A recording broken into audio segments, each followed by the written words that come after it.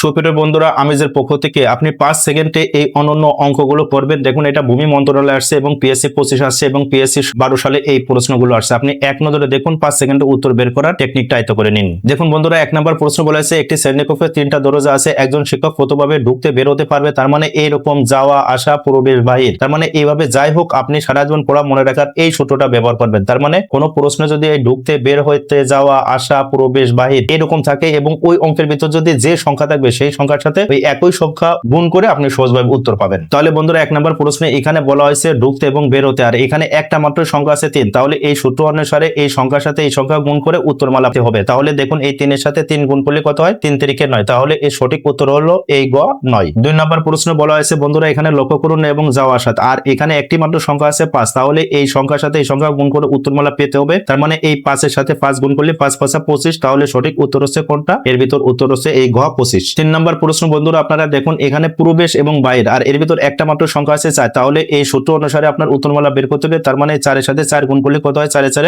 16। তাহলে দেখুন, এইটার গুলো সঠিক উত্তর হচ্ছে এই গ 16। তাহলে বন্ধুরা, আপনারা আমেজের পক্ষ থেকে 5 সেকেন্ডে এরকম অনন্য অঙ্ক শেখার টেকনিকটা কিভাবে শিখলেন এই সব কমেন্ট করে জানান বন্ধুরা। আর অবশ্যই জ্ঞানমূলক ভিডিওটা দয়া করে আপনি শেয়ার করে দিবেন।